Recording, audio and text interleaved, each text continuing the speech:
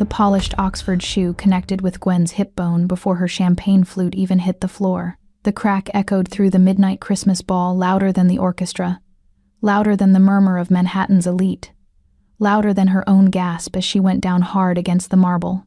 Crystal ornaments from the designer Christmas tree shattered around her like frozen tears, her gold silk gown tearing as she crashed into the display stand, her elbow splitting open against the metal edge. For 3 seconds, the entire ballroom held its breath. Gwen looked up from the polished floor, blood trickling warm down her forearm, at the man standing over her, Julian Thorne, her ex, the man who'd stolen her designs, her savings, her future 5 years ago, the man who'd left her pregnant and homeless in the coldest winter New York had seen in decades. "Watch where you're going, you clumsy trash," Julian snarled, adjusting his cufflinks like he'd just swatted a fly instead of kicking a woman to the ground. His eyes swept over her with contempt, no recognition in them at all. He had no idea who she was anymore. No idea that the desperate woman who'd begged him not to leave, who'd cried in that freezing shelter with $17 and a baby dying inside her, was gone. No idea about the 20-carat diamond hidden beneath her glove, the penthouse in Tribeca she'd left that evening, or the offshore accounts with her name attached. No idea about the architectural empire she'd built from ash and rage. And Julian Thorne definitely had no idea about the man whose last name was now legally hers. The man whose security team was currently closing in from every corner of the ballroom. The man whose phone was vibrating in her beaded clutch right now. Jaime Leone. Her husband. The Wolf of Wall Street's underbelly.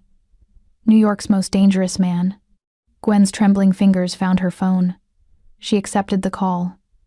Jamie's voice came through, deadly calm, smooth as aged whiskey and twice as dangerous. "Tesoro, are you hurt?" She watched the first flicker of uncertainty cross Julian's face as he noticed the men in black suits weren't hotel security. As he noticed they were all looking at her, waiting. "Jaime," she whispered. "Who touched you?" Julian had just kicked the wrong woman. And in approximately 8 seconds, when Jaime Leone stepped out of the shadows to answer the call in person, Julian Thorne was going to learn that some debts can only be paid in blood, concrete, and the complete destruction of everything he'd ever built. But he didn't know it yet. Right now, in this crystalline moment of ignorance, he still thought she was nothing. That was about to change. Before we watch Julian's world burn, let me tell you something important. This is a story about resurrection. About a woman who lost everything: her career, her child, her will to live, and clawed her way back from the grave wearing diamonds and fury. This is also a Christmas story. So before we dive into this journey of love, vengeance, and redemption, I want to wish you a blessed and magical holiday season. May your days be filled with the kind of love that protects, the kind of strength that rebuilds, and the kind of justice that restores. Now do me a favor. Subscribe to this channel and turn on notifications, because what happens next is going to be unforgettable. Let's rewind 14 hours. Let me show you the woman Julian Thorne thought he destroyed. Gwen had stood in their walk-in closet that morning, running her fingers over fabrics that cost more than her first year of architecture school. Silk from Milan, cashmere from Scotland, a rainbow of designer labels that still felt like playing dress-up in someone else's life. She chose the gold dress. Simple, elegant, nothing too flashy. Old habits from harder times died slowly. "You're doing it again!" Jamie's voice came from the doorway, already dressed in the 3-piece Tom Ford suit that made him look like a beautiful predator in expensive wool. His dark hair was styled back, revealing the scar along his left temple, a reminder that he'd earned his throne in blood, not boardrooms. Doing what? She turned, fastening pearl earrings that had belonged to his grandmother. "Choosing the least expensive thing in your closet." He crossed to her, his presence filling the space like smoke, suffocating and essential all at once. His hands found her waist, pulling her back against his chest. "You're married to a man who owns half of New York's underground economy. Stop shopping in your closet like you're still counting pennies." She laughed, the sound lighter than she felt. "I like simple things. I like spoiling you." He pressed his lips to the curve of her neck, the gesture possessive and tender in equal measure. "Humor me. You humor me by loving me exactly as I am. His expression softened in that way it only did for her. The wolf becoming a man. Always, Tessero. Always. But then something shifted.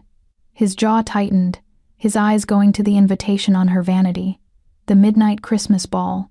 The award ceremony for the Thorn Tower. You don't have to go, he said quietly. I do. She turned in his arms, cupping his face. I need to see it. I need to see him get his award for my building, and know that I survived him, that I won.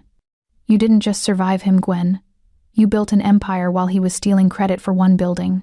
His thumb traced her cheekbone. But if you're going into that ballroom, you're taking protection, non-negotiable. Jamie, I don't need bodyguards to watch a man accept an award. He put you in a homeless shelter. The words came out flat. Final. He's the reason you lost our first child.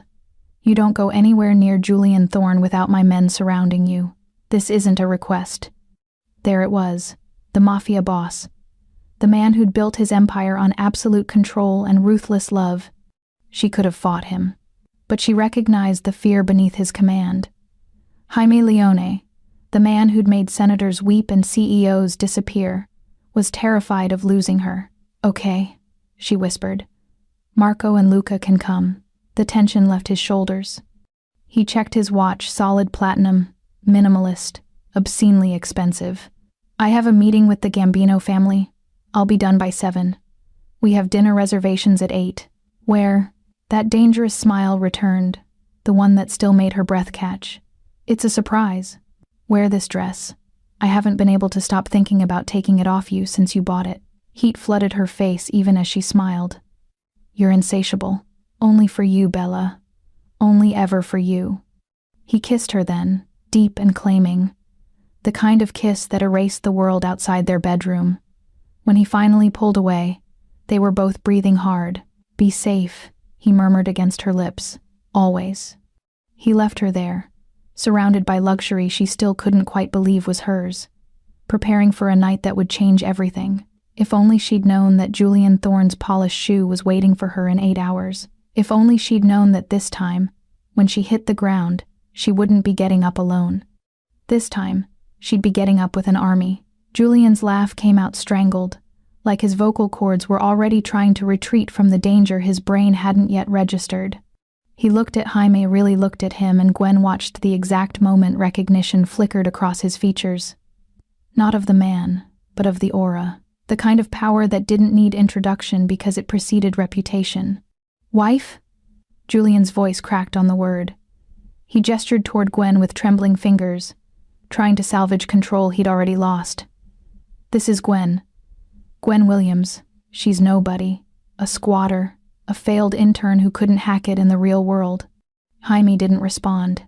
He simply stood there, 6 feet 3 inches of controlled violence in a bespoke suit, his hand still wrapped around Gwen's phone. The screen glowed between them. His name illuminated like a verdict.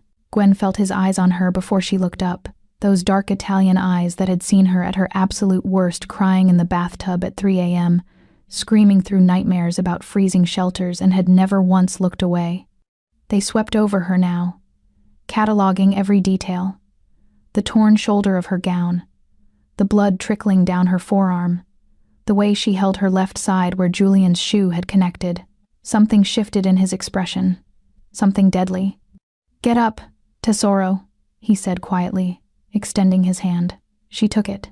His palm was warm, calloused from the guns he preferred to handle personally, steady as bedrock. He pulled her to her feet with such gentleness that it made her throat tight. Then his thumb brushed over her cheekbone, a gesture so intimate, so publicly possessive, that several people gasped. Julian was still talking, his voice rising with desperation. I don't know what she told you, but she's lying. She's always been a liar, a manipulator. She probably seduced you, didn't she? That's what she does. Finds desperate men and... Desperate? Jaime's voice cut through Julian's rambling like a knife through silk. He still hadn't raised his voice. Somehow that made it worse. You think I look desperate to you? Julian opened his mouth, closed it. His eyes darted around the ballroom, searching for allies, for security, for anyone who could extract him from this situation. That's when he noticed them. The men in black suits weren't hotel security. They wore the same understated elegance as Jaime Tom Ford, Ermenegildo Zegna, Brioni, but underneath the designer labels was muscle built from violence, not gyms. And every single one of them was looking at Julian like he was already dead. "Security!" Julian's voice pitched high. He snapped his fingers at the nearest man in black. "Security! I need you to escort this woman out. She's trespassing. She's—" The man didn't move, didn't even blink. Julian tried again, addressing another guard. "I said, remove her. Are you deaf? I'm Julian Thorne. I'm receiving an award tonight. This is my event." "Actually," Jaime said, and now there was something almost pleasant in his tone, which made Gwen's pulse quicken because she knew what that meant. "It's my event. I didn't just buy a ticket, Julian. I bought the venue. For the evening. The hotel, the security firm contracting the guards, the catering company serving your champagne, all mine. You've been standing in my cage for the last 45 minutes, and you didn't even know it." The color drained from Julian's face so fast Gwen thought he might faint. "The security detail you've been ordering around?" Jamie continued, his hand settling possessively on the small of Gwen's back. "Those are my men. Caporgimes, soldatos, associates. The Italian family doesn't wear badges, Julian. We wear Armani." "You're lying." But Julian's voice had no conviction left in it. Jamie smiled. It was the smile Gwen had seen him wear during business negotiations that ended with someone signing over their entire operation. "Marco." One of the men stepped forward. He was older than the others, silver threading through his dark hair, a scar running down his left jaw. He inclined his head respectfully toward Gwen. "Donna." Gwen's breath caught. Donna, the title Jamie's family had given her when they married. Shadow Donna, they called her in whispers, because she didn't command with violence but with strategy, with the kind of intelligence that dismantled empires from the inside out. "Show Signor Thorne the guest list," Jaime said. Marco produced a tablet. He turned it toward Julian, and Gwen watched her ex's face cycle through confusion, disbelief, and finally, creeping horror. "You see that name?" Jamie's voice was almost gentle now, the kind of gentle that preceded executions. "The angel investor, the one who's been funding your failing company for the last 6 months. The one who promised to meet you here tonight to discuss saving your firm from bankruptcy." Julian's hand shook as he scrolled through the document. This says the investor is Leone Holdings," Jaime finished. "That's me, Julian. I've been buying up your debt, your contracts, your reputation, piece by piece. And tonight I was going to hand the entire company to my wife as an early birthday present." His fingers flexed against Gwen's spine. "But then you put your hands on her." The ballroom had gone so quiet Gwen could hear the crystal chandeliers trembling overhead. Every eye was fixed on them, socialites, politicians, businessmen who'd spent the evening networking, all frozen in a tableau of expensive clothing and expensive horror. Julian's girlfriend Gwen couldn't remember her name. Some heiress with more money than sense grabbed his arm. "Julian, what is he talking about? What debt?" He shook her off roughly. "Shut up, Isabella. Don't speak to her like that." Gwen's voice surprised her with its steadiness. She stepped forward, out of Jamie's protective hold, and Julian actually flinched. "You don't get to treat another woman the way you treated me. Not while I'm standing here." "Gwen." Julian's voice broke on her name. "Gwen, please. I didn't know. I didn't recognize you. You look so different. And you thought I was still the desperate girl you threw away." She felt Jamie's presence behind her, a dark shadow of retribution, but she didn't need him to fight this battle. Not this part. "You thought I was still broken, still crying, still begging for scraps from your table." "I made a mistake," Julian said quickly, his eyes darting between Gwen and Jamie. "I was young. We were both young. But we can fix this. We can—" "Fix this?" Gwen's laugh was sharp enough to cut. "You stole my designs. You stole my savings. You left me pregnant and homeless in January, in New York, in the coldest winter in 30 years. And you think an apology can fix that? I didn't know you were pregnant." "I told you." the words ripped out of her before she could stop them. "I told you the morning you left. You said," her voice cracked, and she hated herself for it. Hated that he could still make her feel this after 5 years of therapy, of rebuilding, of learning to breathe again. "You said you didn't care. That it wasn't your problem." Silence. The kind of silence that preceded violence. Then Jaime's hand was on her waist again, pulling her back against his chest, his other hand coming up to cup her jaw. "Breathe, Bella," he murmured in Italian, his lips against her temple. "Breathe. I have him." She breathed, drew in the sandalwood and gun oil scent of him, let it steady her. When she opened her eyes, Julian was staring at them with naked jealousy, at the way Jamie held her, at the diamond on her finger now visible where she had peeled off her ruined glove 20 carats. Flawless, set in platinum and engraved with words in Italian that translated to "until death and beyond." "That's a Leone family ring," someone whispered in the crowd. "She's actually his wife," another voice confirmed. Julian swallowed hard. "The baby did you? Was there really?" "There was really a baby." Gwen's voice was steel now. "Your son. He died because I didn't have money for food, because I was sleeping in a shelter where the heat didn't work, because the stress of losing everything, my career, my home, my future, caused my body to reject the pregnancy." She paused, let the words sink in. "His name was going to be Thomas, after my father." Julian's knees buckled. He caught himself on a nearby table, champagne flutes toppling, crystal shattering against marble. Isabella made a small, horrified sound.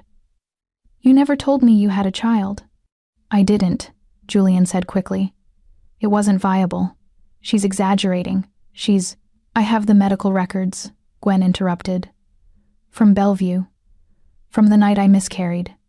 They're date-stamped 2 weeks after you cleaned out our joint account. And they have your name listed as the father, because I was still stupid enough to think you might come back." Jaime's arms tightened around her. She felt the tension coiling through his body, the barely leashed violence. He was letting her speak, letting her have this moment, but his patience had limits, and Julian was rapidly approaching them. "Signora Leone," Marco said quietly, "would you like us to remove Signor Thorne?" She almost said yes, almost let them drag Julian out of the ballroom, end this confrontation, before it destroyed what little composure she had left. But then she thought about the blueprints, about the building that bore Julian's name but held her soul in every line, every calculation, every innovative solution to impossible problems, about the award he was supposed to accept tonight for work he didn't do. "No," she said clearly. "I want everyone here to know exactly who Julian Thorne is before we remove him." Jaime's chest rumbled with approval against her back. "Marco, the presentation." Marco nodded. He moved toward the stage, toward the massive projector screen that had been set up to display Julian's achievements, his award acceptance speech, his rise to architectural stardom. Julian watched him go, confusion and fear warring on his face. "What are you doing? What presentation?" Gwen smiled. It wasn't a nice smile. "You wanted the spotlight tonight, Julian. Let's make sure you get it." The lights dimmed. The murmur of the crowd swelled and then died as the projector screen flickered to life. Julian stood in the center of the ballroom, his tuxedo rumpled, his face pale, looking like a man watching his execution in real time. The first image that appeared wasn't the professional photograph of the Thorne Tower that was supposed to open his award presentation. It was a blueprint, hand-drawn, detailed, dated 5 years earlier. And in the bottom right corner, in handwriting that Gwen had worked hard to make confident again after Julian destroyed it, was a signature. Gwen Williams, lead architect. The gasp from the crowd was collective, visceral. "That's," Julian started, but his voice died when the next slide appeared. Then another, then another. Each one a piece of the Thorne Tower's design. Each one dated before Julian had even started his firm. Each one signed by Gwen. "The Thorne Tower," Gwen said, her voice carrying through the silent ballroom with the kind of authority she'd earned in boardrooms and back rooms, in the places where deals were made and enemies were buried, "was conceived as my thesis project at Columbia. It was revolutionary not because of its height, but because of its sustainable design. The energy recapture system in the HVAC, the rainwater filtration, the structural innovations that allow it to withstand Category 5 hurricane winds without swaying more than 3 inches at the top. She stepped away from Jaime, moved to the center of the floor. Her gold dress caught the light from the projector, turning her into something gilded and dangerous. I spent 3 years developing those systems, she continued. 3 years of modeling, testing, failing, rebuilding. And when I finally had something viable, something that could change how we think about skyscraper sustainability, I made the mistake of sharing it with my partner, my fiancé, the man I trusted with everything. Julian tried to speak. Gwen, that's not your twisting. The man who stole my designs the day before our lease ended. Her voice didn't rise. Didn't need to. Who copied every file from my laptop while I was sleeping. Who used my own passwords to access my cloud storage, my email, my entire professional portfolio, and who then reported me to the university for plagiarism. The crowd's energy shifted. Gwen could feel it, the way she'd learned to read rooms during her time as Jamie's wife, as the strategist behind his empire. They were turning against Julian, slowly, like a tide. That's a lie. Julian's voice cracked with desperation. She was my intern. The designs were collaborative. I was the licensed architect. She was just a student helping with drafting. Marco clicked to the next slide. It was an email chain, from Julian's account to a patent attorney, dated 4 days before he'd left Gwen. The subject line read, Rush filing, building design patent, Soleil authorship. The attached document was Gwen's thesis, word for word, with her name deleted and his inserted. Isabella's hand flew to her mouth. Oh my God. Julian, I can explain. The foundation is cracking. Gwen's voice cut through his excuses like a scalpel.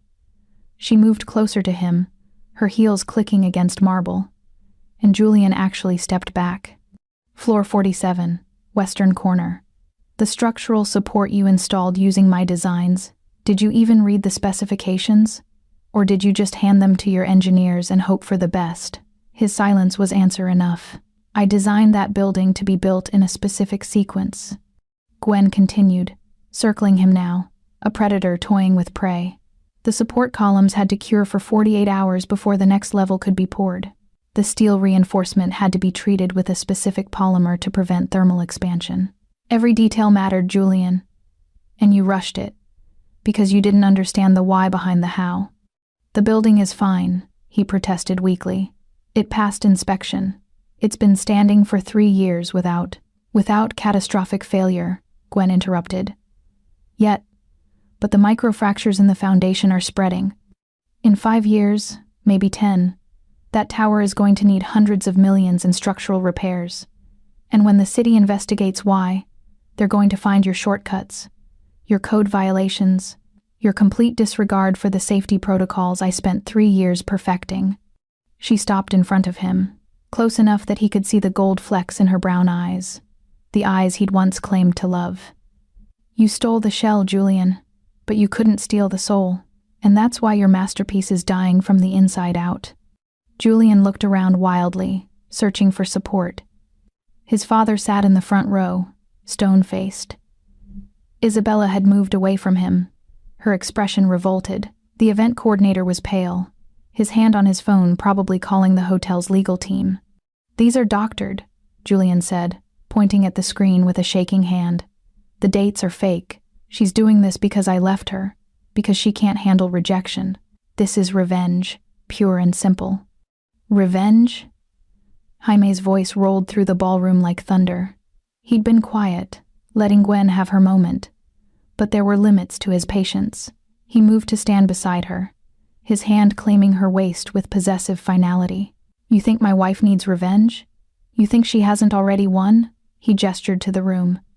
To the chandeliers dripping crystal, to the Manhattan elite in their designer labels, to the power and money condensed into one ballroom. Look around, Julian. She's married to me. She has more money than you'll see in 10 lifetimes. She's designed buildings in 3 countries, won awards under her own name, built a reputation that makes firms compete for her signature on their projects. What exactly does she need from you? Then why is she doing this? Julian's voice was desperate now, childlike. Why drag me through this if she's so successful? Gwen felt Jaime's hand tighten on her waist. A warning, a question. She could stop this now. Walk away. Let him disappear into obscurity without the public humiliation. That's what the old Gwen would have done. The girl who apologized for existing, who made herself small to avoid conflict, but that girl had died in a homeless shelter 5 years ago. The woman who'd risen from those ashes didn't apologize for taking up space. Because you need to understand something, she said quietly. When you left me, you didn't just break my heart. You destroyed my career, my reputation. The university blacklisted me because of your plagiarism report. No firm would hire me because you spread rumors that I was unstable, vindictive, a lawsuit waiting to happen. I spent 2 years working cash jobs, waitressing, cleaning houses, just trying to survive. Her voice didn't shake. That was important. She'd promised herself it wouldn't shake, and in those 2 years, I thought about you every single day, about what you took from me, about the baby I lost because of you, about the future I'd planned that you burned to the ground. She paused, let the words breathe. So yes, Julian, this is revenge. But not for breaking my heart. For stealing my life's work and then trying to convince the world I was the thief. The projector screen changed again. This time it showed a recording. Grainy, shot from a security camera, but the audio was crystal clear. Julian's voice, recorded in what looked like a bar, talking to someone off-screen. The tower? Please. My ex-girlfriend did most of the actual design work. Brilliant girl, terrible instincts. She actually thought I was going to marry her and give her credit. Can you imagine? Sharing a $1 billion project with some nobody from Brooklyn?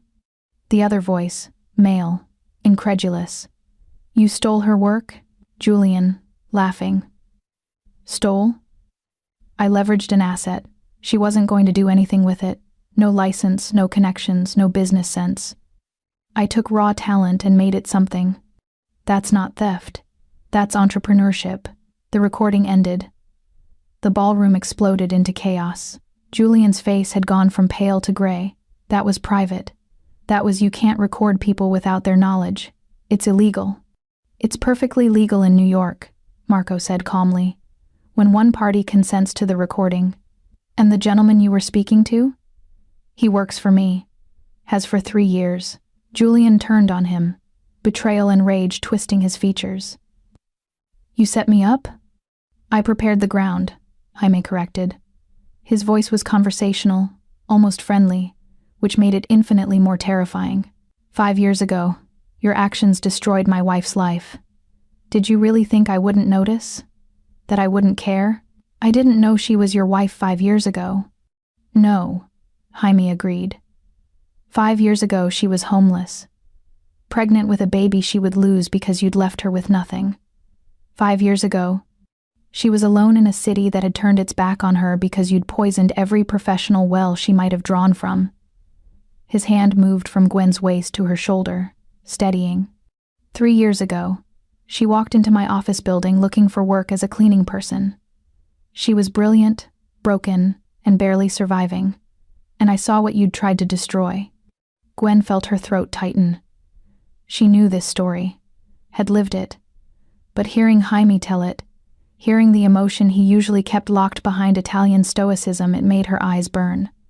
I hired her as a junior architect, Jaime continued. Gave her projects you would have killed for. Watched her rebuild herself into the woman she was always meant to be. And when she told me what you'd done, when she finally trusted me enough to show me the scars you'd left, his voice went soft, deadly. I started building your cage. Julian's legs gave out. He hit the floor hard, marble unforgiving against his knees. Please, he whispered. Please, I'll give it back. The building, the patent, all of it. Just please. You can't give back what you never truly owned. Gwen crouched down, bringing herself to his eye level. Her dress pooled around her like molten gold, and she looked every inch the queen she'd become. But you're right about one thing. You are going to give me something tonight." She gestured to Marco. He handed her a folder. Leather, expensive, stamped with the Leone family crest. "This is the patent for the Thorn Tower's sustainable systems," she said, opening it. "As of 3 hours ago, it's been transferred to my name. The university reviewed the evidence, all of it, and reversed your claim. They've also reinstated me with full honors and a formal apology." Julian stared at the documents like they were a death sentence. "This," she continued, pulling out another page, "is the retraction you're going to issue tonight. It states that the design was collaborative, but the innovative systems were solely my work. It recommends that future citations credit Gwen Leone Williams as the primary architect." "I'll be ruined," he whispered. "Yes," she agreed simply. "You will, but you'll be alive, which is more than you deserve." She stood, towering over him in her heels, and her rage and her hard-won power. "Sign it, and if I don't?" The temperature in the room dropped 20 degrees. Jaime moved, fast and fluid, his hand suddenly around Julian's throat. Not choking, just holding, a reminder of how fragile the human body was when faced with someone who'd built an empire on violence. "Then we move to Plan B," Jamie said pleasantly, "which involves the construction site of your tower's extension, wet concrete, and a conversation about what happens to men who hurt my wife. Your choice, Julian. Dignity or agony. I'm comfortable with either." Julian's hand shook as he reached for the pen Marco offered. He signed his name 3 times, each signature more illegible than the last, each one a piece of his reputation crumbling to dust. When he finished, Gwen took the papers back. She didn't say thank you, didn't gloat, just stood there, victorious and exhausted and finally free. "One more thing," she said, her voice carrying to every corner of the ballroom. "We were lovers. You're right about that. I loved you with everything I had. And you used that love as a weapon. You manipulated it, exploited it, destroyed it. So let me be very clear about something." She leaned down, her lips close to his ear, her words for him alone. "I don't love you anymore. I don't even hate you. You're nothing to me now. And that's the real punishment. Knowing that the woman you threw away became someone so far beyond your reach that you're not even an afterthought." She straightened, took Jamie's offered hand, started to walk away. Julian's voice stopped her. "You're just bitter I left." She turned back, one last time. "No, Julian. I'm grateful, because if you hadn't destroyed me, I never would have become this. I never would have realized that I didn't need you. That I was always enough on my own." She smiled, and it was genuine, radiant. "So thank you, for being exactly who you are, for showing me exactly what I needed to become." Then she let Jaime lead her through the crowd, through the whispers and stares, through the ballroom doors and into the hotel corridor where the air felt clean again. The moment they were alone, she started shaking. All the adrenaline, all the carefully controlled rage, flooding out of her in tremors she couldn't stop. Jaime caught her before her knees gave out, pulled her against his chest, let her breathe through it. "I've got you," he murmured in Italian, his lips against her hair. "Tesoro, I've got you. You were magnificent. You destroyed him with nothing but the truth." "He didn't recognize me," she whispered against his shirt, his heartbeat steady beneath her ear. 5 years. I carried his child. I loved him. And he looked right through me. Because you're beyond his comprehension now." Jaime's hand cupped the back of her head, protective, possessive. "He saw you as less than, as something to use and discard. He can't see greatness because he's never possessed it himself." She laughed, watery and broken. "Is this what winning feels like? You tell me, Bella." She pulled back enough to look at him. At the man who'd found her broken and helped her forge herself into something unbreakable. Who'd given her the resources to fight back, but never fought her battles for her. Who looked at her like she was the most dangerous thing in any room, and loved her more for it. "It feels," she said slowly, "like I can finally breathe." His smile was fierce, proud. "Then breathe, my love. Breathe and know that no one will ever make you feel small again. But even as he said it, even as she believed it, she knew this wasn't over. Julian wouldn't go quietly. Men like him never did. They clawed and fought and tried to drag everyone down with them. She just didn't know yet how far he'd be willing to fall. They made it 3 steps back toward the ballroom before Julian's voice cut through the corridor like breaking glass. "You want to talk about the past, Gwen? Let's talk about it." She froze, felt Jamie's arm steel around her waist. "Let him go," she said quietly. "Let him dig his own grave." Jaime's jaw was tight, but he nodded. They turned back. Julian stood in the ballroom doorway, his father and Isabella behind him, along with half the gala's guests spilling into the corridor. An audience for his destruction. Perfect. "You want everyone to think I'm the monster?" Julian's face was flushed, his carefully styled hair falling across his forehead, his designer tuxedo rumpled and stained. He looked manic, desperate. "Let's tell them the whole story. Let's tell them how you tried to trap me with a pregnancy." The corridor went silent. Gwen felt Jamie's entire body tense behind her, his stillness the kind that preceded extreme violence. She put her hand over his, held him in place. "Let him talk." "I was 27 years old," Julian continued, his voice rising with each word. "Building a career. I was clear from the beginning that I didn't want children. But you." He pointed at her, his finger shaking. "You stopped taking your birth control without telling me. You deliberately got pregnant thinking it would force me to marry you." Isabella made a small, shocked sound. Several people in the crowd murmured.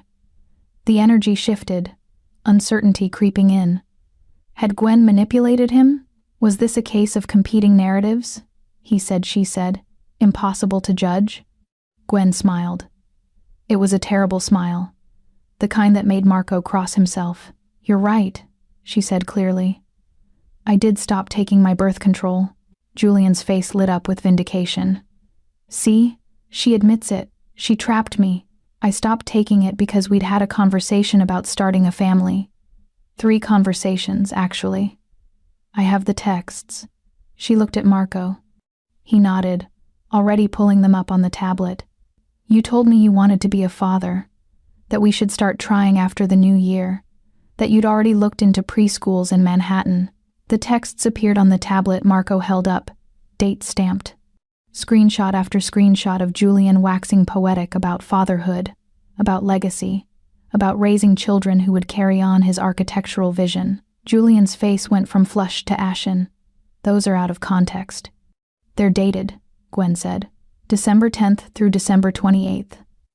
We started trying for a baby on December 30th. I found out I was pregnant on January 15th. You left me on January 17th. She paused. 2 days after I told you. I left because you were unstable."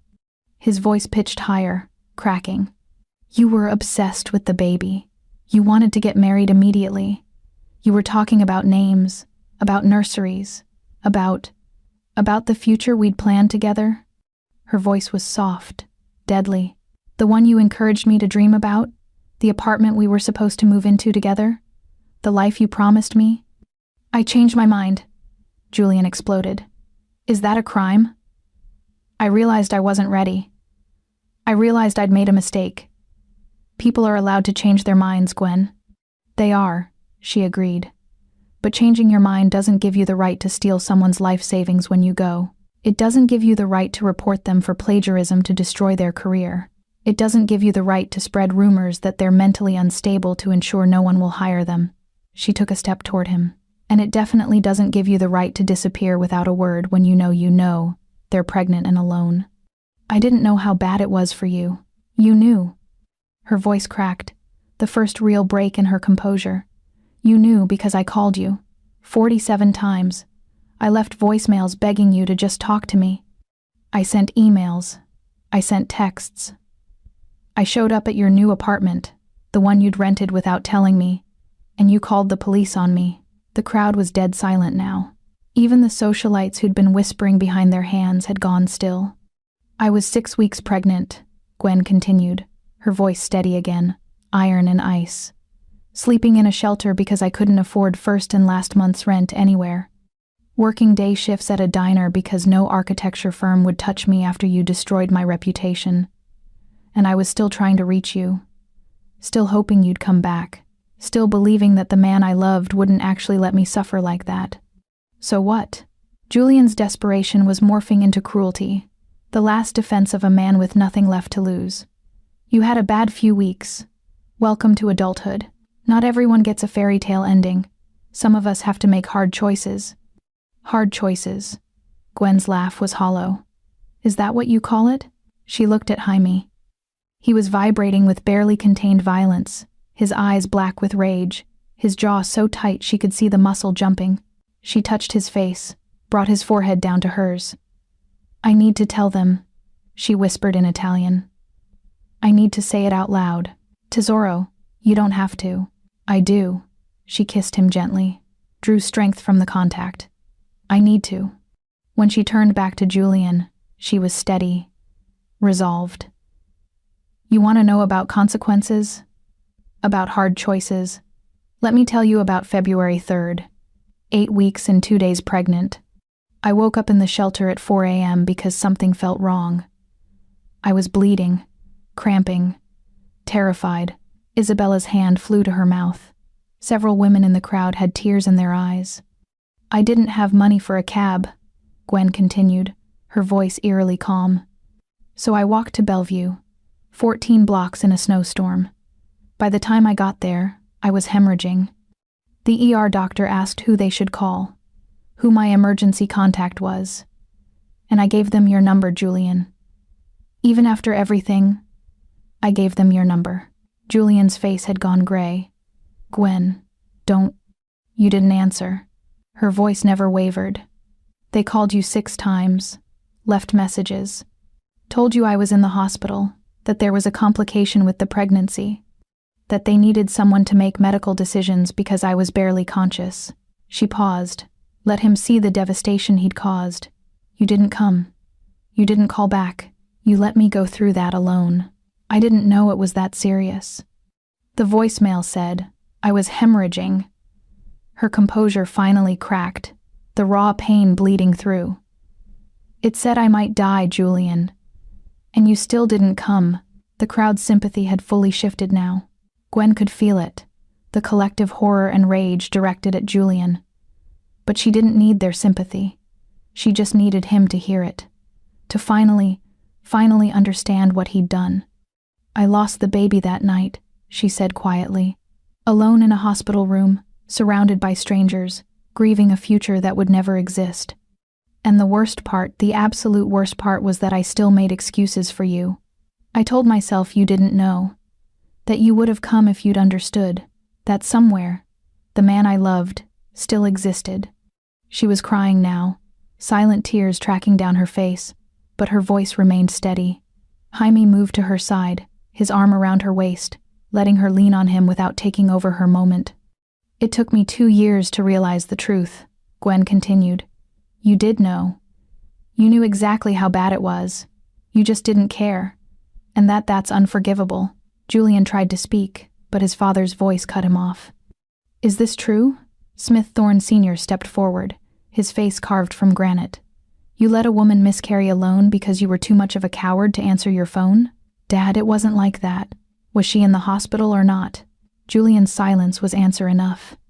Smith looked at his son like he was seeing him for the first time, seeing past the polished exterior to the rot underneath. You disgust me, Dad. Don't. The old man's voice was flat, final. I've defended you for years, made excuses, blamed your failures on youth, on ambition, on the pressure I put on you to succeed. But this, he gestured to Gwen, this is who you really are, a coward and a thief. He turned to Jaime.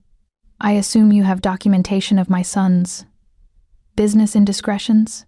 Jamie's smile was sharp. Extensive documentation, including proof that he's been embezzling from the family trust to cover his firm's losses. Smith didn't even flinch. How much? 3 million, give or take. The old man nodded slowly. I'll wire the money to an account of your choosing by Monday. Consider it restitution for what he stole from Mrs. Leone. He looked at his son one last time. You're on your own, Julian. I won't clean up this mess. Not this time. You're disowning me? Julian's voice was small, childlike. Over her? No, Smith said coldly. Over who you are. The woman is just the evidence. He walked away, didn't look back, and Gwen watched something fundamental break in Julian's eyes. This is your fault, Julian screamed at her, all pretense of civilization gone. You did this. You destroyed my life. No, Jaime said quietly, and there was something in his voice that made everyone freeze. You destroyed your own life, Julian.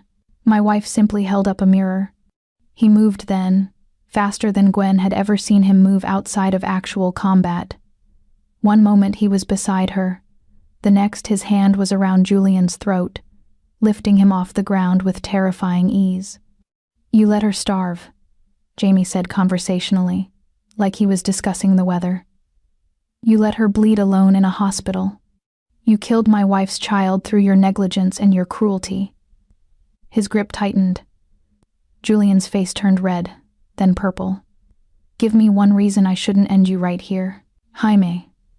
Gwen's voice cut through the violence. He's not worth it. He hurt you, Tessero. He killed our child. He killed his child, she corrected gently. And he's going to live with that. But if you kill him, you go to prison. And I need you here, with me. It was the only argument that could have worked. Jamie's hand loosened, dropped. Julian collapsed to the floor, gasping, tears streaming down his face. You're lucky she has more mercy than I do, Jaime said. He pulled a handkerchief from his pocket, wiped his hand like he'd touched something contaminated. Marco, remove him. Two soldatos grabbed Julian's arms, hauled him to his feet. He was crying openly now, all dignity abandoned. Isabella, please. But his fiancé had already turned away. She approached Gwen instead, her face pale but determined. I'm sorry, she said quietly. I didn't know. If I had known, you know now, Gwen said, not unkindly. That's what matters. Isabella nodded. Then, to everyone's shock, she pulled out her phone. I recorded something, earlier tonight, in the green room. I was going to delete it, but she offered the phone to Gwen. I think you should hear it. Gwen took the phone, pressed play. Julian's voice, recorded barely an hour ago, filled the corridor. Doesn't matter what the prenup says. Once we're married, I'll find a way around it. Her father's not going to let his precious daughter divorce a thorn. We'll bleed them dry and... Another voice, male, laughing. You're a cold bastard. Julian again. I learned from the best. Gwen taught me that women are easy to manipulate if you know which buttons to push. Love, fear, guilt, they're all tools. Isabella's the same, just a different kind of stupid, but still a cash cow I can milk. The recording ended. Isabella was crying now, quiet tears that she didn't bother to wipe away. I was going to marry him, she whispered. I actually thought he loved me. He doesn't love anyone, Gwen said softly. Not even himself. That's why he destroys people. Because he's already destroyed inside. Isabella looked at Julian, still held between Jamie's men, and something hardened in her expression. I'm pressing charges for fraud. The engagement ring, the gifts, the investments he convinced me to make in his company, all of it was under false pretenses. My lawyers will be in touch. Julian made a broken sound. You can't. I can, Isabella said coldly. And I will. Welcome to consequences, Julian. I hope they choke you. She left. Walked away with her head high and her future reclaimed. Gwen looked at the man who'd once held her entire world in his hands. He was nothing now. Less than nothing. A cautionary tale in an expensive suit. Take him to the construction site, she told Marco. I think it's time Mr. Thorne contributed something permanent to the tower he claims to have designed. The construction site at midnight was a different world from the glittering ballroom. Harsh LED work lights cut through the darkness, illuminating half-finished floors and skeletal steel beams reaching toward the sky like broken fingers. The air smelled of wet concrete, metal, and cold city rain. Julian stumbled as Marco's men pushed him forward, his polished shoes slipping on mud and gravel. His tuxedo was ruined, torn, stained, the bow tie hanging loose around his neck like a noose waiting to tighten. He looked up at the tower he'd claimed to build, and for the first time, seemed to truly see it, not as a monument to his genius, but as stolen goods, evidence of his crime. "Please," he whispered as Jaime's car pulled up behind them. "Please, I'll do anything. I'll sign whatever you want. I'll disappear. You'll shut up," Marco said mildly. "Or I'll make you shut up. Your choice." Jaime stepped out of the Mercedes, his suit jacket discarded, his white shirt rolled up at the sleeves. He looked like violence personified, beautiful and terrible in equal measure. Gwen emerged from the passenger side, her gold dress protected by one of Jaime's long coats, her heels traded for construction boots that one of the soldados had produced from somewhere. She looked at the tower, at the building that should have been her masterpiece, her legacy, her gift to the city she loved. "It's taller than I expected. 73 floors," Jaime said. "And every single one built with your stolen designs." Julian made a small, desperate sound. "Gwen, please. You got what you wanted. Everyone knows the truth now. My father disowned me. Isabella's leaving me. The architecture community will never touch me again. What more do you want?" She turned to him slowly. "I want you to understand what you took from me. I get it. I stole your work. I destroyed your career. I'm sorry." "No," she said softly. "You don't get it. You don't understand the nights I spent in that shelter, feeling my baby die inside me cell by cell, knowing I couldn't stop it because I didn't have the resources to save him. You don't understand what it's like to lose everything, your career, your home, your child, your future, and have to rebuild from less than nothing." She moved closer, until she could see her reflection in his terrified eyes. "You took my son, Julian, and you didn't even care enough to ask his name." "Thomas," Julian whispered. You said his name was going to be Thomas, after my father, who died when I was 12, who told me I could be anything I wanted if I worked hard enough and never gave up." Her voice cracked. "I was going to make him proud. I was going to build something beautiful and name it after him and show the world that his daughter was exactly what he always believed she could be." Tears streamed down her face now. 5 years of grief and rage finally released. "And you stole that from me. You stole my father's legacy. You stole my son's chance at life. You stole my future." She was shaking, the words tearing out of her. "And you did it for money, for prestige, for an award that wasn't even yours to accept." Jaime was there, his arms around her, holding her together while she broke apart. "Breathe, Bella, breathe." She did. Drew in the cold night air, the smell of him, the steady certainty of his presence. When she could speak again, her voice was steady. "I'm not going to kill you, Julian. That would be mercy. Instead, you're going to help us build something."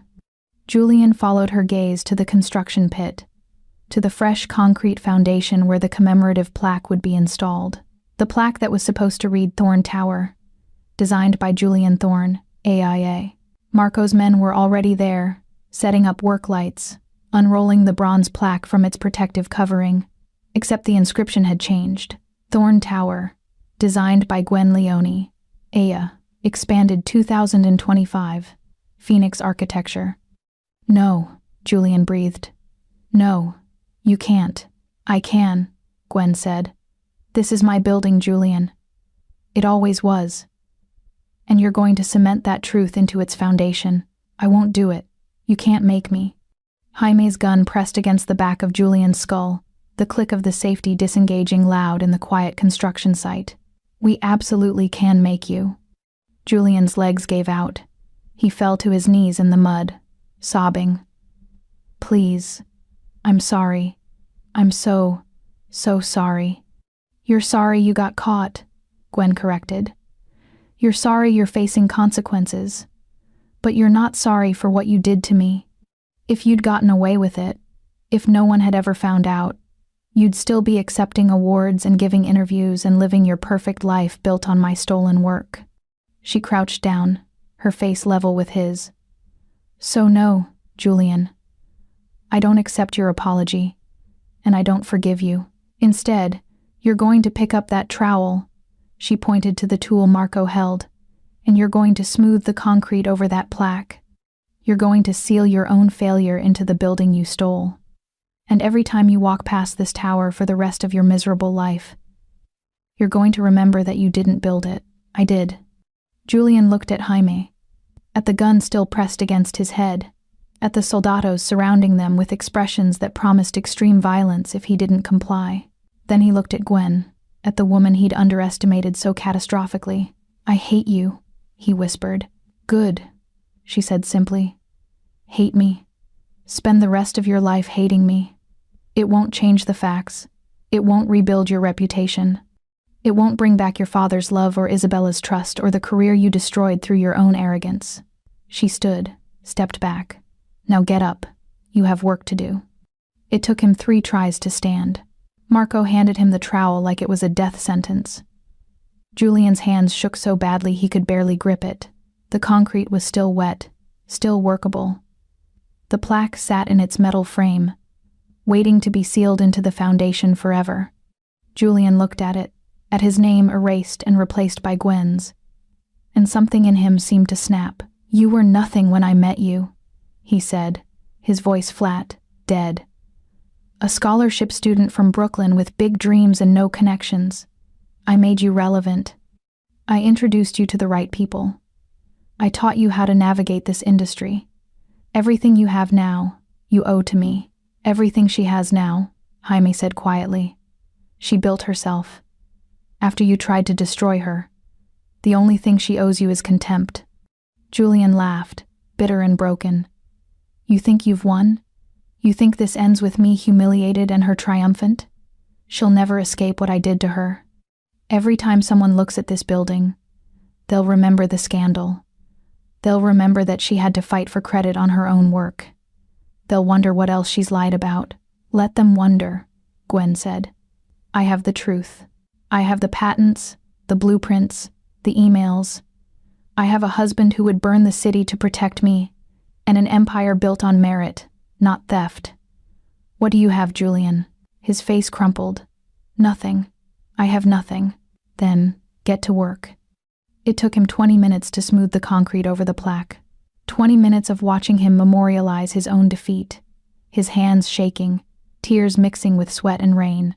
When he finished, the plaque was sealed, permanent, unchangeable. Gwen Leone's name would be there until the building fell, maybe longer. "It's done," Julian whispered. "Not quite." Jaime gestured to Marco. "We have one more piece of business." Marco produced a document. "This is a full confession.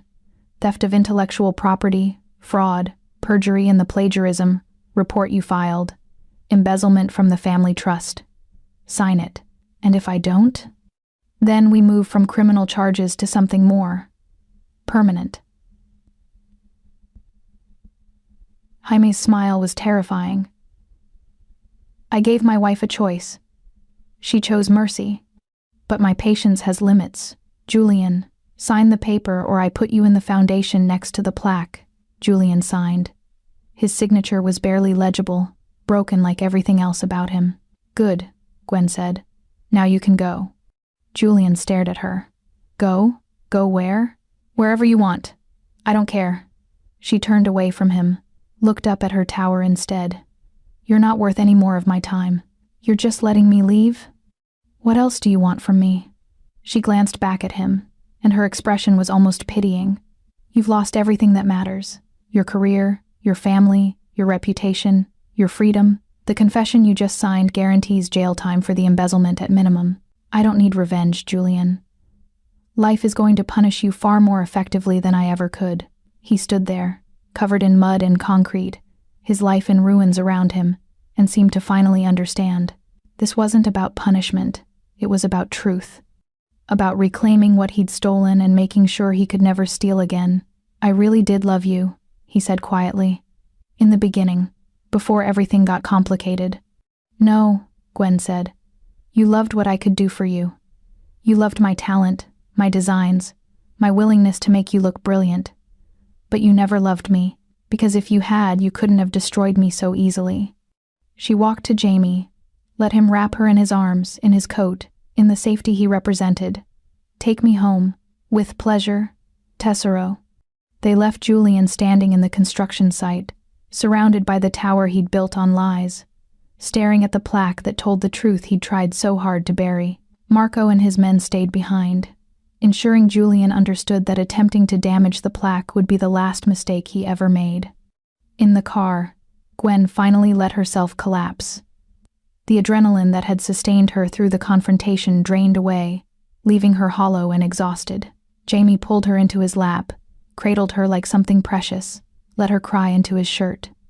"It's over," he murmured, his hand stroking her hair. "Tesoro, it's over. You won. Then why doesn't it feel like winning?" Her voice was muffled against his chest. "Because justice isn't the same as healing." He tilted her face up, thumbed away her tears. "Tonight was about truth. Tomorrow we start on healing. How?" "How?" His smile was soft, tender in a way that still surprised her even after 3 years of marriage. "I have a plan. Trust me?" She did, with everything she had, always. The boardroom of Thorn architecture was designed to intimidate. Floor-to-ceiling windows overlooking Central Park, a table carved from a single piece of mahogany, chairs that cost more than some people's cars, awards lining the walls, each one a testament to Julian's supposed genius. Julian burst through the doors at 8 a.m., his face haggard from a sleepless night, his suit rumpled. He'd come straight from his apartment, hadn't showered, barely registered the strange cars in the executive parking level. All he could think about was damage control. The board meeting he'd called for 9 a.m., the emergency PR strategy, the lawyers who could maybe spin this disaster into something salvageable. He stopped dead in the doorway. Gwen sat at the head of the table. His seat, the chairman's seat. She'd changed from the gold dress into a black power suit that made her look like exactly what she was, the woman who owned him. Her natural hair was styled in an elegant updo, diamond studs in her ears, wedding ring catching the morning light. Jaime stood behind her, his hand resting possessively on her shoulder. The board members, 5 men and 2 women who'd been loyal to the Thorn family for decades, sat in their usual places. But their expressions were different. Wary, guilty, afraid. "What?" Julian's voice cracked. He cleared his throat, tried again. "What is this?" "A board meeting," Gwen said pleasantly. "The one you called. We're just getting started early. This is my company. Actually," Marco said from the corner where he leaned against the wall like casual violence. "It's not. Not anymore." Gwen gestured to the chair opposite her. "Sit down, Julian. We have a lot to discuss." He didn't want to sit. Wanted to scream, to demand answers, to call his lawyers.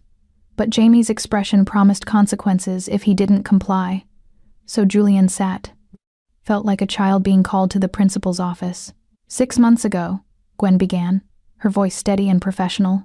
Leone Holdings began purchasing shares in Thorn Architecture, quietly, through shell companies and private sales.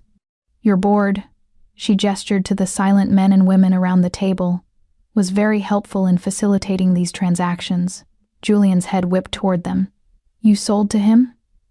You sold my father's company? They sold their shares, Gwen corrected, as was their legal right. And now, she slid a document across the polished mahogany. I own 51% of this company, controlling interest. The paper might as well have been his death certificate. Julian stared at the numbers, the signatures, the official seal that made it all horribly, irreversibly real. No, his voice was small. No, this can't be legal. There are protections, anti-takeover provisions, which your father implemented, one of the board members said. An older woman named Margaret who'd known Julian since he was a child, and which can be waived by majority vote of the board. We voted in an emergency session this morning. Unanimously. You betrayed me. Julian looked around the table, at faces that refused to meet his eyes. All of you? My father built this company from nothing, and you just sold it? Your father built this company on integrity, Margaret said quietly. Something you clearly don't possess. When Mrs. Leone presented us with evidence of your fraud, your theft, your embezzlement. We had a choice: protect you and go down with you, or salvage what we could of this firm's reputation. Evidence you provided, Julian spat at Jamie. Evidence you manufactured. Evidence I collected, Jaime corrected. There's a difference. Every document is genuine. Every recording is authentic. You destroyed yourself, Julian. I just documented it. Gwen pulled out another folder. This one was thicker, bound in red, ominous. This is your termination notice. Effective immediately. You're fired. You can't fire me. I can. I did. The board has already voted to accept it. She opened the folder, revealing page after page of legal documentation. You're being terminated for cause. Fraud, embezzlement, breach of fiduciary duty, which means no severance, no equity payout, no continuation of benefits. You leave with exactly what you came with. Nothing. I built this company. No. Her voice was steel. You stole from it. There's a difference. She slid another document across the table. This is a lifetime ban from the American Institute of Architects. Based on the confession you signed last night and the evidence of plagiarism, you'll never work as a licensed architect again. Julian's hands shook as he picked it up. Read the words that ended his career. This will destroy me. Yes, Gwen agreed simply. It will. Why? The word came out broken. Why not just take the company? Why destroy everything? She leaned forward, her eyes hard. Because you need to understand what you did to me. 5 years ago, you didn't just leave. You systematically destroyed every avenue I had for survival. You took my designs, my savings, my professional reputation. You left me with nothing and nowhere to go. So yes, Julian, I'm doing the same to you, and I want you to feel exactly what I felt. I'll sue. I'll fight this. With what money? Jaime asked mildly. Your father cut you off. Your bank accounts are frozen pending investigation of the embezzlement. Your apartment is being foreclosed on because you leveraged it to cover company losses. You have approximately $3,000 in your checking account and a credit card that's maxed out. Julian's face went from pale to gray. How do you... I know everything about you, Julian. Where you bank, where you drink, the name of the woman you've been seeing behind Isabella's back, the gambling debt you owe to men who don't accept credit cards. Jamie's smile was terrifying. I've spent 5 years learning everything there is to know about you. And now I'm going to use that information to make sure you never hurt anyone again. This is revenge. This is justice, Gwen corrected. Revenge would be burying you in the foundation of that tower. This, she gestured to the termination papers, the ban from the AIA, the evidence of his crimes. This is just consequences. Finally catching up to you, she stood. Jaime's hand immediately found the small of her back, steadying, supporting. The company is being renamed effective immediately. Phoenix Architecture, rising from the ashes of your corruption to build something better. You're taking my family's name? Your family disowned you, remember? She gestured to Margaret. Your father signed over his shares this morning. He wants nothing to do with you or the company you poisoned. Phoenix Architecture will continue to operate. Will honor existing contracts. Will employ everyone in this building who wasn't complicit in your fraud. But you... She looked at him with something like pity. You're done. Julian surged to his feet, the chair clattering backward. I won't let you do this. Marco moved. Fast. Had Julian's arm twisted behind his back before he could take 2 steps toward Gwen. Sit. Down. Let him go, Gwen said quietly. He's not a threat. Marco released him, though he stayed close. Julian stumbled back into his chair, tears streaming down his face. You were right about one thing, Gwen said. I was nothing when you met me. A scholarship student with more dreams than money.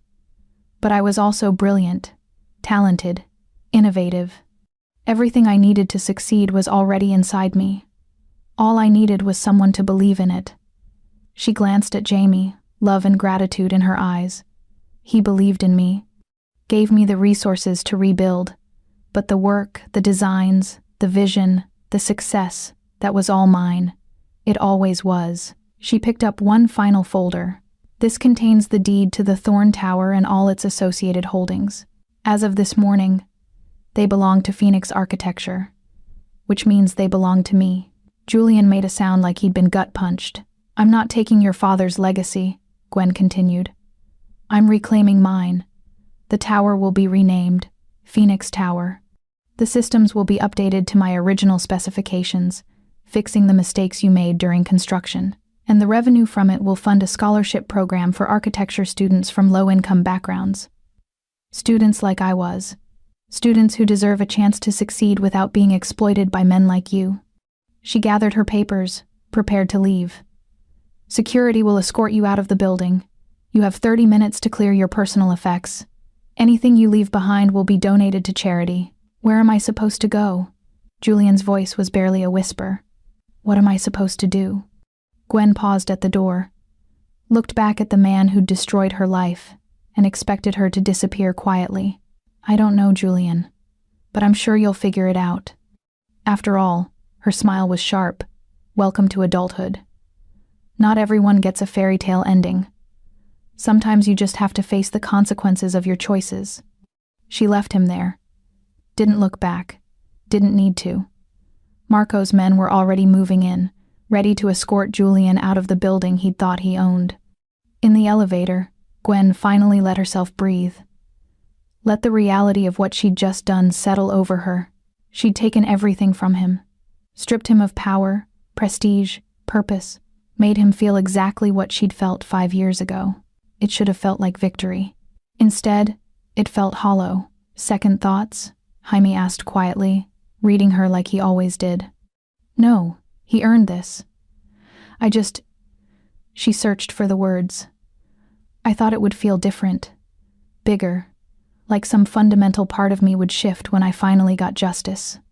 Justice is necessary, he said, pulling her close. But it's not healing. It doesn't fix what he broke. It just stops him from breaking anyone else. Then what does fix it? His smile was soft, knowing. That's what tomorrow is for, Tessero. Today was about closing the past. Tomorrow we start building the future.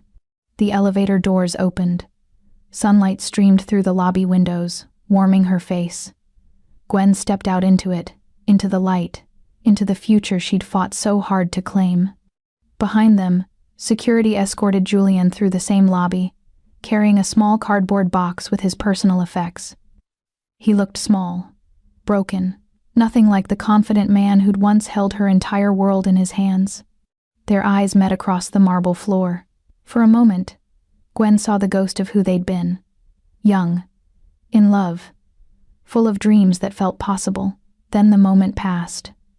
Julian looked away first, and Gwen walked out of the building, her building with her head high and her future bright. 1 week later, Gwen stood in front of the Phoenix Architecture conference room, looking at the team she'd assembled. 23 employees who'd chosen to stay after the takeover. 23 people willing to bet their careers on her vision instead of Julian's legacy. She'd spent the week in meetings, with clients, with the press, with the AIA board reviewing her ethics complaint against Julian. She'd given interviews, signed contracts, reviewed designs. She'd barely slept, sustained by espresso and Jaime's steady presence. But this meeting was different. This was where she officially became CEO, where she laid out her vision for what Phoenix Architecture would become. Most of you knew Julian for years, she began, her voice steady and clear. You worked under him, trusted him, believed in the company he'd built. And finding out that he'd stolen the work that made this firm successful, I know that's a betrayal. Not just of me, but of all of you. Heads nodded around the table. Margaret especially looked stricken, her loyalty to Julian's father warring with her disgust at Julian's actions. I'm not here to trash Julian, Gwen continued. His actions speak for themselves. I'm here to tell you what comes next, who Phoenix Architecture is going to be under my leadership. She clicked to the first slide in her presentation, a blueprint, not of a building but of a philosophy. We're going to build differently, she said. Sustainably, ethically, with attention to the communities our buildings impact. We're not just creating structures. We're creating environments where people live, work, grow. That means designing with purpose, with integrity, with the understanding that every choice we make has consequences. She clicked through slides showing her proposed projects. Affordable housing with cutting-edge sustainable systems. A community center in the Bronx that would double as an emergency shelter.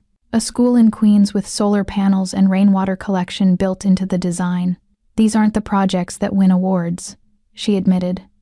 They're not the prestige developments that make headlines, but they're the projects that matter, the ones that change lives.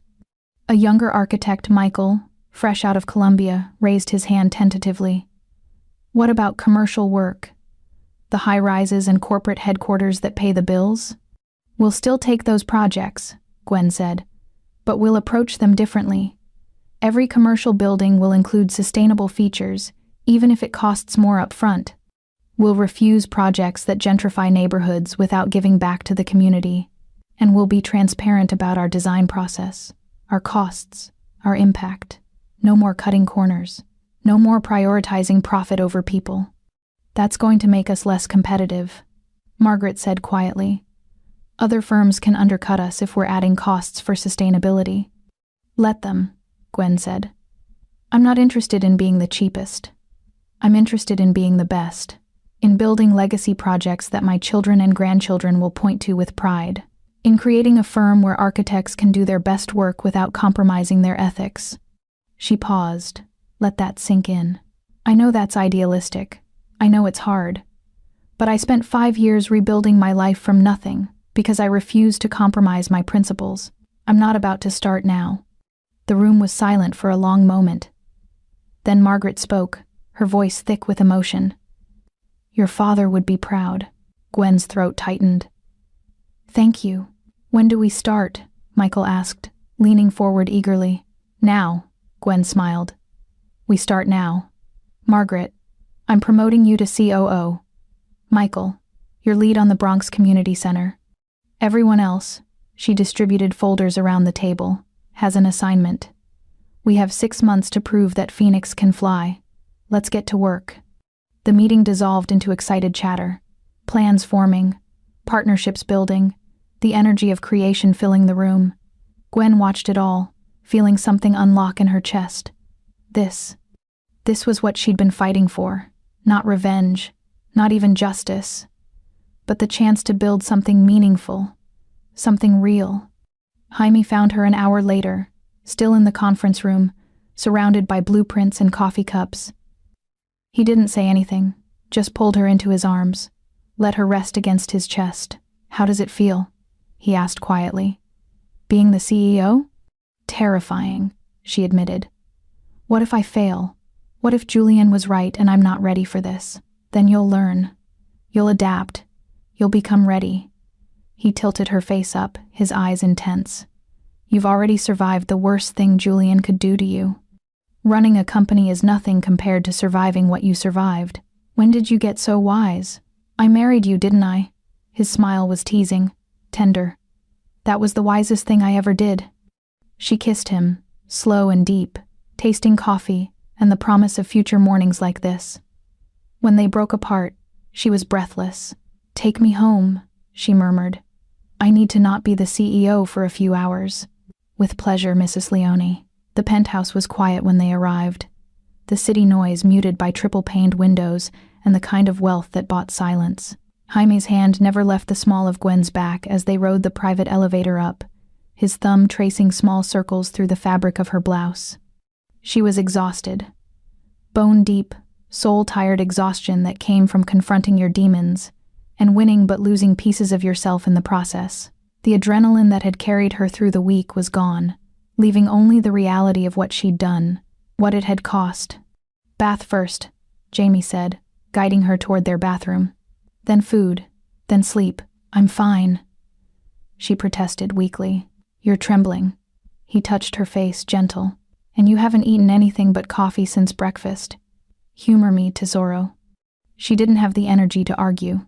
Let him unzip her dress, help her step out of her heels, guide her to sit on the edge of their massive marble tub while he ran the water. He added oils that smelled of lavender and something darker, earthier, Steam rose, misting the mirrors. When he reached for the clasp of her bra, she caught his hand. "Stay with me?" Something shifted in his expression, softened. "Always." He stripped efficiently, muscles moving under tattoos that told the story of his life in ink and scars. The crown on his chest, the names of his brothers on his ribs, the Leone family crest over his heart. And on his left shoulder, added just after their wedding, a phoenix rising from flames. Her. He helped her into the water, then climbed in behind her, pulling her back against his chest. The heat sank into her muscles, loosening the tension she'd been carrying for days, for years. For the entire 5 years since Julian had destroyed her life. "I'm scared," she whispered into the steam. His arms tightened around her. "Of what?" "That I'm becoming like him. Like Julian. Taking what I want without caring who it hurts. Tesoro." Jaime's voice was firm, grounding. "Julian stole from you and felt entitled to it. You took back what was yours. That's not the same thing. I destroyed his life. He destroyed his own life. You just held him accountable." She turned in his arms, water sloshing, until she could see his face. "Did you ever doubt this? Us? What we're building together?" "Every day," he admitted. His hands cupped her face, thumbs stroking her cheekbones. "I'm a criminal, Bella. I've done terrible things, hurt people, taken lives. And you're brilliant and beautiful, and you could have anyone. Someone clean, someone safe, someone who wouldn't drag you into the darkness." "I don't want clean," she said fiercely. "I don't want safe. I want you. The man who found me broken and didn't try to fix me, just gave me the tools to fix myself. The man who's terrifying to everyone except me. The man who looks at me like I'm the most dangerous thing in any room and loves me more for it." He kissed her. Slow and deep and devastating, tasting of heat and need and 5 years of building something unbreakable together. When they broke apart, his forehead rested against hers, their breath mingling in the steam. "I love you," he murmured in Italian. "My phoenix, my queen, my everything. Show me," she whispered back. His eyes darkened, understanding. This wasn't about sex. It was about reclaiming her body, her worth, her right to intimacy without fear or pain or the memory of Julian's casual cruelty.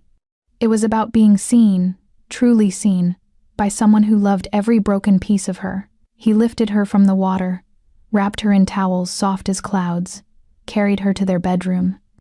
The city glittered beyond floor-to-ceiling windows, but she only had eyes for him, for the way he looked at her like she was art, like she was precious, like she was his.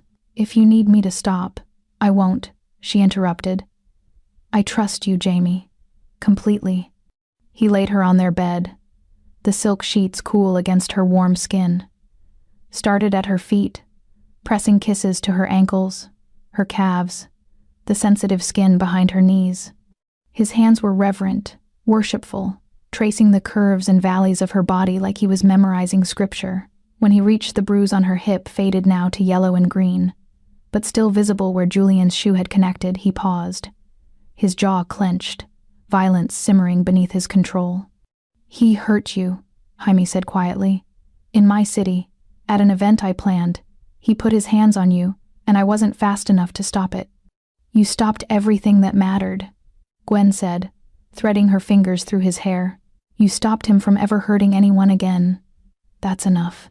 He pressed his lips to the bruise, gentle, claiming, "I should have killed him. Then you'd be in prison and I'd be alone. This is better." She tugged him up, until he was hovering over her, his weight braced on his forearms. "We're together. We won. And he's nothing but a memory I'm choosing to let go of.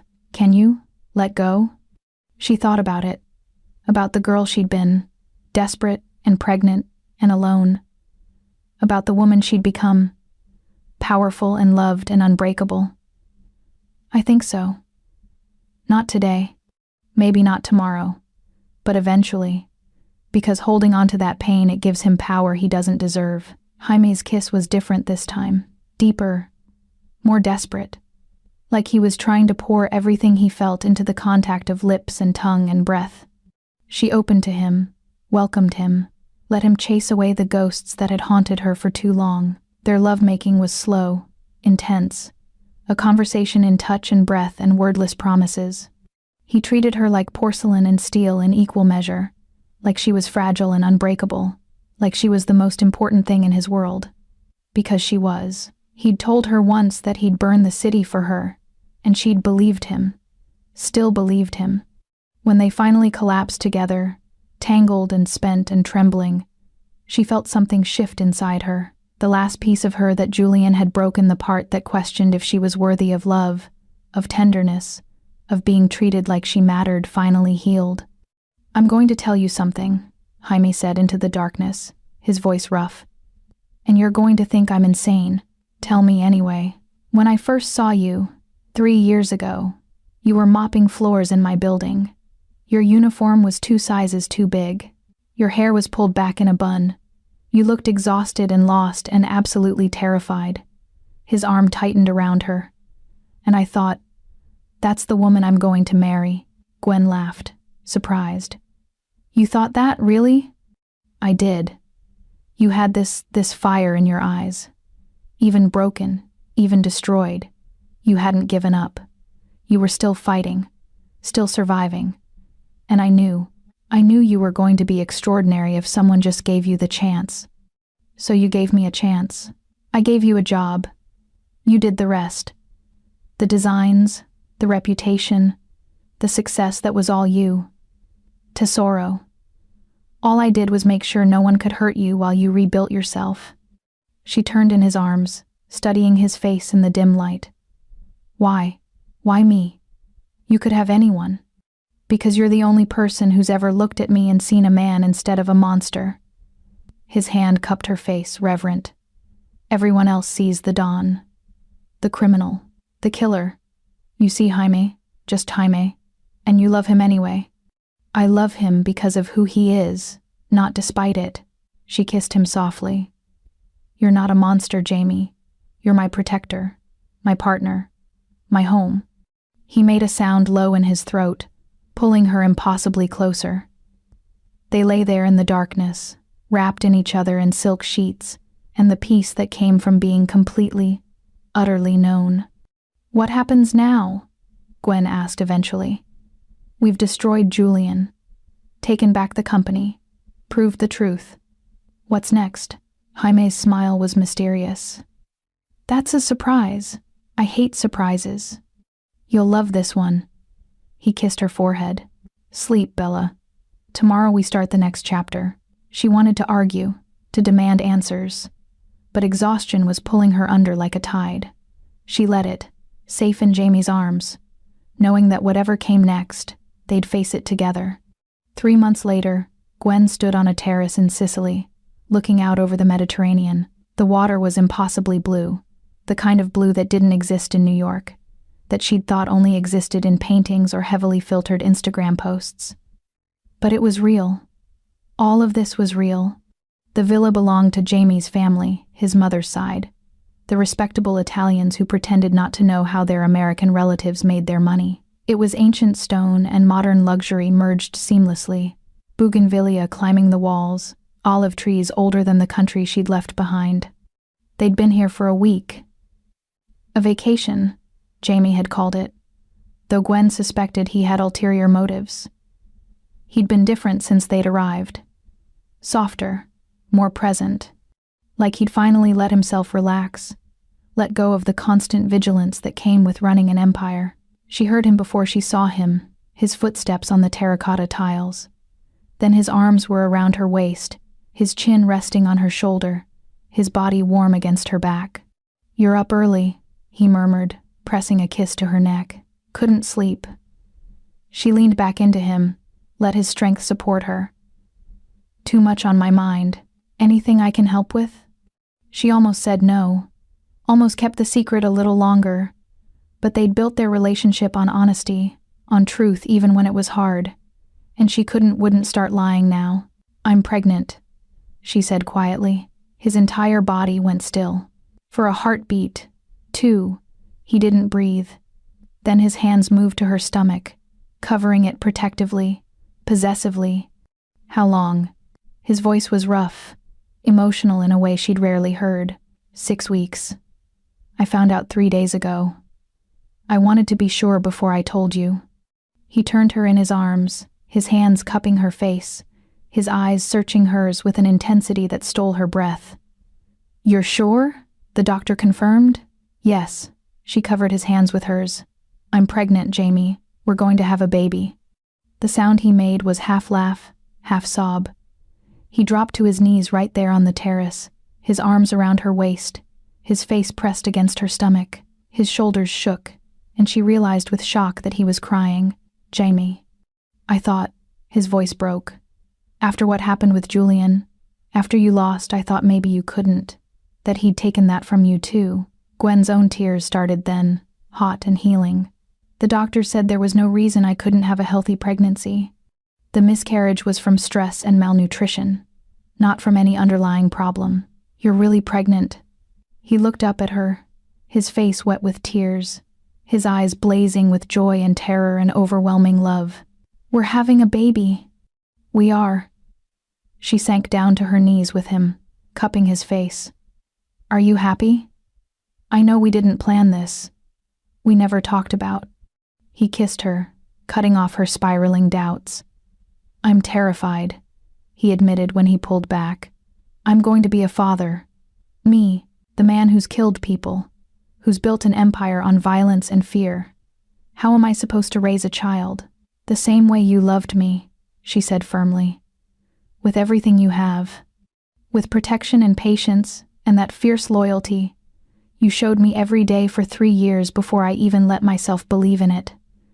You're going to be an amazing father, Jaime. I know it. His hands trembled as they covered her still flat stomach. It's so small. How is something so small even possible? That's how babies work. She laughed, the sound light with relief and joy. They start small and get bigger. I'm buying the best doctors, the best hospital. You're not giving birth anywhere but the finest facility in Jaime. She stopped him gently. I'm healthy. The baby's healthy. We don't need the best. We just need safe. You're getting the best anyway. His expression was stubborn, protective. Both of you. I'm not taking chances. She knew better than to argue. This was how he loved, with excess and obsession, with the need to control every variable to keep her safe. She'd learned to accept it, to let him care for her in the only way he knew how. Okay, she said. The best. But we're staying here for now. I like it here. It's peaceful. We'll stay as long as you want. He pulled her close, careful now, like she was made of glass. Do you want to know? Boy or girl? It's too early to tell, but, she paused, uncertain. I've been thinking about names. If it's a boy, I'd like to name him Thomas. After my father, and after the baby I lost. Jaime's arms tightened. And if it's a girl, Elena, after your mother. His breath caught. She'd love that. She'd be so. His voice broke again. Fuck, I wish she could meet you. Could see how happy you make me. Tell me about her. Gwen settled more comfortably against him, the terracotta warm under them, the Mediterranean breeze carrying the scent of salt and flowers. What was she like? And he did. Told her stories about the woman who'd raised him in Sicily before the family moved to New York.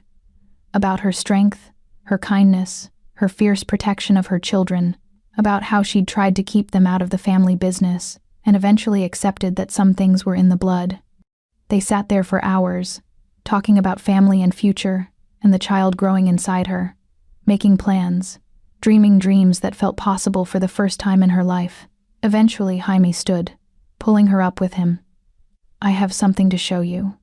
He led her through the villa to his study, a room she hadn't spent much time in.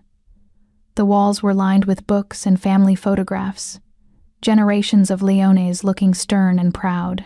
But he ignored all of that, going straight to the desk. He opened a drawer, pulled out a tablet, turned it to face her. The screen showed surveillance footage. Julian Thorne, looking older than 3 months should have made him, wearing a sanitation worker's uniform, emptying trash cans on a street corner in Jersey City. He's working for the city, Jaime said quietly. Sanitation department. It's the only job I allowed him to get. The confession he signed included an agreement that any future employment would be cleared through my legal team, and I made sure the only thing he'd be approved for was manual labor. Gwen watched the man who'd stolen her future struggle with a garbage can. He looked diminished, broken. Nothing like the arrogant architect who'd once looked down on everyone around him. Do you want to see more? Jaime asked. I have updates every week. His apartment, it's in a bad neighborhood, barely better than the shelter you were in. His bank account less than $1,000. His prospects? Stop. She reached out, closed the tablet, ended the feed. I don't need to see any more. Are you sure? I can make it worse. I can… Jaime. She took his face in her hands, made him look at her. I don't care about Julian anymore. He's getting exactly what he deserves, and that's enough. I don't need to watch him suffer. I just need to live my life, build my company, raise our child, be happy. He searched her eyes, looking for doubt, for lingering pain. You've really let it go. I have. And she realized it was true. The anger, the need for revenge, the obsession with making Julian pay it had all burned away over the last 3 months, leaving only peace. He took 5 years of my life. I'm not giving him any more. Jaime's smile was proud, fierce. My phoenix, rising from the ashes and leaving the past behind. Our phoenix, she corrected, placing his hand on her stomach. All 3 of us, rising together. He kissed her then, deep and claiming, pouring everything he felt into the contact. When they broke apart, the tablet was forgotten. Julian was forgotten. Everything except the future they were building together. Marry me, he said suddenly. She laughed. We're already married. I know, but I want to do it again. Here, in Sicily. With my family, with your chosen family, with everyone who matters. I want to marry you when you're pregnant with our child, when you're happy, when you're whole. Not as the broken woman I found 3 years ago, but as the queen you've become. Tears pricked her eyes. That's the most romantic thing you've ever said to me. Is that a yes? Yes. She kissed him, tasting salt and joy. Yes, I'll marry you again, as many times as you want. They planned the ceremony for a month later, a small intimate affair on the terrace overlooking the sea. Gwen wore white, simple and elegant, her stomach just starting to show the smallest curve. Jaime wore black, his family crest embroidered on his jacket, looking like the dangerous prince he was. Marco officiated, having gotten ordained online specifically for this purpose. Margaret flew in from New York, along with Michael and a few other Phoenix Architecture employees. Jaime's family filled the rest of the seats, cousins and uncles, and the respectable relatives who pretended not to know about the empire. The ceremony was in Italian and English both, words of love and loyalty and forever. When Jaime slipped the ring on her finger, a new one, diamonds and sapphires, designed specifically for this moment, Gwen felt the last piece of her past life fall away. She was no longer the girl Julian had destroyed, no longer defined by trauma and survival and the fight to rebuild. She was Gwen Leone, wife to a dangerous man who loved her desperately, CEO of a company building the future, mother-to-be to a child who would grow up knowing they were wanted, cherished, protected. She was whole. The reception lasted late into the night, wine and music and laughter echoing through the villa. Gwen danced with Jaime under the stars, his hand protective on her stomach, their foreheads pressed together. I love you, she murmured in Italian, the language she'd learned for him. My wolf, my protector, my home. I love you, he replied. My phoenix, my queen, my everything. And as they swayed together, the Mediterranean breeze carrying the scent of bougainvillea and new beginnings, Gwen finally understood what winning felt like. It wasn't about destroying Julian. It wasn't about reclaiming her stolen work or building an empire or proving she'd survived. It was about this moment, this man, this life she'd built from ashes and determination. It was about choosing joy over bitterness, love over hate, future over past. It was about being happy. Finally, impossibly, completely happy. From a homeless shelter to the queen of the Mafia, from broken to unbreakable, from victim to victor, Gwen's journey proved that sometimes you have to burn to rise, that the worst thing that ever happens to you can become the foundation for the best thing you ever build. And that vengeance, while sweet, is nothing compared to the victory of simply living well.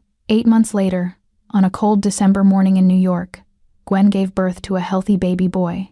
They named him Thomas Leone, and when Jaime held his son for the first time, tears streaming down his face, Gwen knew that this family, this love, this impossible future they'd built together was worth every moment of pain she'd survived to get here. The Phoenix Tower opened the following spring, a monument to sustainable architecture and the triumph of truth over lies. And somewhere in Jersey City, Julian Thorne emptied trash cans and wondered how he'd lost everything. But Gwen didn't think about him anymore. Didn't need to. She'd taken back her life, her work, her future, and she'd left him behind in the ashes where he belonged.